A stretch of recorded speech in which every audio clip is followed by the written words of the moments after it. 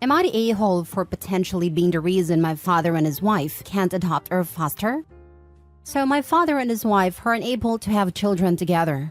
He has me, 16 male, from his marriage to my mom, which ended because he cheated on her with his now wife. The affair was found out when I was 7, and my mom left him straight after.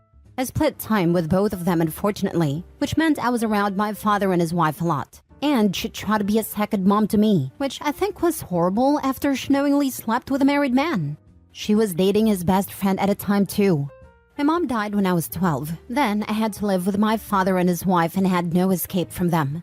They tried to make me forgive them or let go of what happened, and they did a bunch of therapy with me. But I always told him I would stop speaking to him as soon as I turned 18. They found out 3 years ago that they could not have kids together, and almost 2 years ago started a process to adopt a baby from foster care. During the process, I was interviewed. This was in February of this year. I was asked questions about my relationship with my parents, which I corrected and told them she was not my parent and he was only because of blood. They asked how I would feel about a sibling, and I told them I would have nothing to do with one and was planning to move and never speak to my father again once I turned 18. The social worker looked kinda alarmed by that. She asked me about my father's family, and I said they disowned him after he cheated, and so did all of his friends. Soon after the interviews were done, they were rejected and told they could not provide a suitable environment for a child. My father's wife fell apart. I heard her say mom must have been cursing her from beyond the grave. She's really religious and does believe people can send good or bad luck from beyond the grave. She's still not over the news, and a few weeks ago my father was telling me I should take pity on her and at least be friendly to her. I asked why to do that, and he said her dream of motherhood is over. I told him I didn't care. He asked me if I had something to do with that. I shrugged. He then went off on me saying it was cruel to punish them this long. I said they could have provided a child with so much love, and it was wrong to say things that got in the way of that. She sobbed for a week when I told her. Am I the a-hole? Now for the top comments. Not the a-hole. You were asked questions and you answered them honestly. As long as there were no lies, then you did nothing wrong. It amazes me the amount of people that break a home, move in or marry an affair partner and then are all shocked Pikachu face that their kids aren't happy about it and resent the parent for it. Also, sorry about your mother. No lies. I told the truth. It only would have been a lie if I had pretended I would be a brother to a kid they adopted and pretending we had a good or even okay relationship. Also, your interview, unless you told them they were abusive and didn't feed you, had little bearing on them being rejected. I basically said the same about my parents. I was 25 at a time, and they were still able to adopt. The lady pretty much told me, we'll look at a current home environment, and as long as you were fed, clothed, and had a room with a bed, we'll move forward with adoption. And added, one upset child doesn't change our minds. As long as the house is clean, finances stable, there are no prior convictions for violent or neglect, animal handling, hoarding, etc., most adoptions go through. In the US at least, unsure of other countries. There were probably some red flags and other aspects that you aren't aware of. I mean, they really didn't have many people to give positive feedback on them. I know they had to compile that list, and my father had nobody. His whole family had disowned him, and his friends were all gone once they realized what he would do. I think his wife has a sister, and that's about it. I know that might not have a huge bearing, but when you don't have any support, and one person who lives with them is waiting to get away, I imagine it could have some weight. But I really don't know. I remember her expression when we were talking, and how alarmed she looked at me. Maybe they lied. That could be possible. It is honestly almost certainly something else. One upset kid is not going to sway the adoption, especially a teen. Unless you told them that they were abusive. They need adoptive parents, so they will heavily overlook an angsty teenager in the house. Adoption agencies look at a lot of things, and it has to be a heck of a red flag to stop one and deny a suitable couple. Okay, that's interesting. I thought all that might have been factored in, not just me but the lack of support. Thanks for the insight. Next story. Am I the a-hole for telling my family that they never cared about my birthday before? Why should it matter now? My 18 female's parents divorced when I was about 6. It was 50-50 custody split, with my mom wasting no time to get remarried to my stepdad. My stepdad had children already. Alex, 15 male, Violet, 16 female, and Mabel, 17 female. I was relentlessly bullied by them for various things I couldn't control. Having a speech impediment, having less expensive clothes, only being able to see my dad on weekends, etc. My mom and stepdad didn't do anything to stop it, and essentially told me kids will be kids, then kept it pushing. My mom would lightly scold Violet and Mabel if they hurt me while playing, but wouldn't do anything more. I had to watch as they got far more expensive gifts for birthdays and Christmas, and actually what they wanted from their wish list, whilst I got the bare minimum of necessities and would only get something I actually wanted from my dad. Though he could only go far due to making 2 times less than what my stepdad makes. I appreciated it nonetheless. I didn't even get to properly enjoy my cake, or rather cupcakes, that my mom made to cut down in cost because my siblings ate it before I could get seconds. I was never allowed a party because my friends were too messy and loud. So around age 10, I pretty much stopped expecting them to put effort into my birthday and just kinda let it pass by whenever I was with them. Yesterday was my 18th birthday, and I decided to spend it with my friend's boyfriend and dad. I was pretty much out all day and came back at around nearly 10 p.m. My mom was waiting for me with my stepdad and pretty much blew up on me for not spending the day with them. Apparently, they prepared a small celebration for me that got wasted because I wasn't there. They were both going off on me for being inconsiderate and ungrateful, and in the middle of their little rant, I had snapped that they never freaking cared about my birthday all these years. Why should this one matter now? They were in shock, and that gave me an opportunity to go to my room and sleep. I woke up to texts from my grandparents and aunt saying that I was disrespectful for saying that, and ungrateful for anything my mom and stepdad did for me. Consider texting them back with everything you've said here. Do this in a factual way. Start with the fact that you haven't had a birthday party and have had minimal effort from them. Point out that if they wanted to do something with you, they should have told you, should have made arrangements. Ask them if they were aware of what your step-family did all through the years. It's unkind of your mother to allow the continual bullying to take place, and it's clear that your stepdad was okay with treating you like a second-class citizen all these years, and your mother let this happen, not the a-hole. I guarantee that the relatives haven't been given a factual version of what happened or has been happening. If they had been and are still going after OP, then they're complicit, and should only be sent an accounting of the truth if it helps OP. Then again, look at the back of communication for all of this. Did the unparents not text OP when she never came by? Even if this was meant to be a surprise party, why didn't they ensure that OP would be at their house at a specific time or involve OP's friends? Did they just assume that OP has no life for other people in it since they can't be asked to pay attention? I'm glad that OP does have a caring dad and good friends. Going forward, OP knows exactly who's in her corner and who will use her own birthday as an excuse to make her feel small yet again. Odds are unfortunately good that the grandparents and the aunts are equally culpable. They could have joined in on celebrating OP's birthday too, especially milestone ones like the 18th, and yet curiously they didn't. I suspect they're the maternal side of the family as well. Not the a-hole. If your stepdad and mother did not take an effort to do anything celebratory the previous few years prior to your 18th, you do not genuinely have any reason to be there for your 18th. Your expectations were low due to the standards set by them. You were not to blame. You took the effort to spend time with people who cared for you. Your stepdad and mother have only themselves to blame.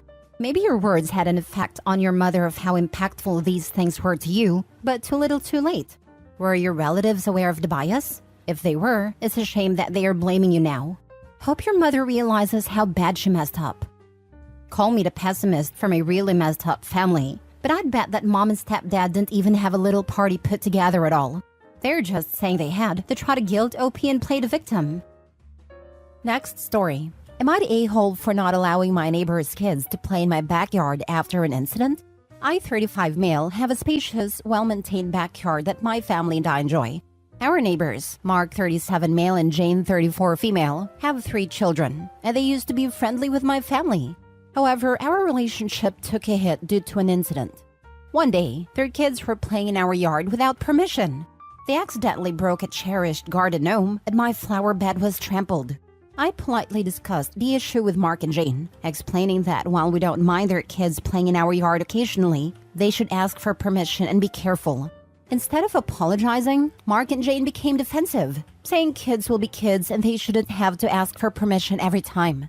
They even insinuated that I was being overly uptight about my garden gnome. Following that, I decided to set boundaries and informed them that their kids were no longer allowed in our backyard. They were visibly upset and argued that I was being unreasonable, punishing their kids for an accident. Now they're telling our mutual friends and other neighbors about the situation, painting me as the bad guy. Some of our friends think I'm being too harsh, while others agree with my decision. So am I the a-hole for not allowing my neighbor's kids to play in my backyard after the incident with the garden gnome? Now for the comments. Not the a-hole. Mark and Jade not only didn't say sorry or even replace the cherished garden gnome, but became defensive about their children's bad behavior. Nah, no more playing in the garden, since they don't respect it. OP, you may want to put up a no trespassing with cameras to cover yourself, just in case. They can play in the other neighbors' yards. Especially those that are saying OP's wrong. Not the a-hole OP. Punishing their kids for an accident. This is your glimpse into the kinds of mindsets you're dealing with here. You were prepared to overlook the incident when the damage happened. All you wanted was to be asked permission and for the kids to be careful. Instead, you got a dose of entitlement from the parents about kids will be kids. They don't need permissions. And to insinuate that OP is the one who is the problem for being too uptight. I would have told the parents that I'm actually punishing the kids for their parents' attitudes. Parents like them suck, who won't take responsibility. Consider building a fence, as attitudes like this are entrenched, and you'll just have more incidents to deal with. Sorry for your crappy neighbors, not the a-hole. Depending on the size of the fence, could be north of $20,000. My dog poop fence was $13,000. Put up a sign and cameras for $100. Keep the recordings. You could also install a remote-controlled horn device. Old neighbor did that to my dogs. If they ever barked, he would lay on a horn for 30 seconds. Unfortunately, he was a prick and put it on a property line facing my house. He was an a-hole, but it made me scared to go outside. Not the a-hole. They think it's no big deal until one of the kids hurts themselves, and then OP is liable, and they'll demand compensation. OP, put up signs and cameras. Your property is your property. They don't have rights to it. Also, how hard is it to text you, can the kids use the backyard? Also, please get pictures of the damage, and let anyone who asks why their little terrors aren't allowed back there without supervision. All of this, always think of liability. If the children aren't related to me, I never let them come on the property. Last story. Am I the a-hole for replacing any property of mine that my wife lends out or gives away from our travel savings? I love my wife very much, and we are from two different cultures. In hers, if a person needs something that you have, you give it to them. In mine, if you need something, you get a job, get paid, and buy what you need. Well, I earn most of our income. My wife runs a day home, takes care of our kids and the house. We take our money and pay our bills, put some away for emergencies, our retirement, kids' education, etc. We also keep an account for traveling to visit her family or paying for her mom and dad to visit us. My wife has given away a bunch of my stuff because her family needed it.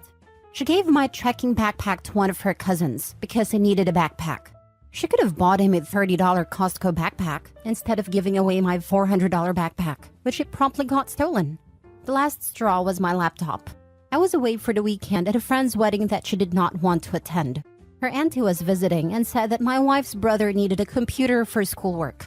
Since all I ever did was play games on it, she gave it to her brother for university. I tried to get it back, but she said it would be rude. I explained that the only reason all she saw me do with it was play games was because I was home. When I leave in the morning and take it with me, it is to go earn money doing a job I'm paid for.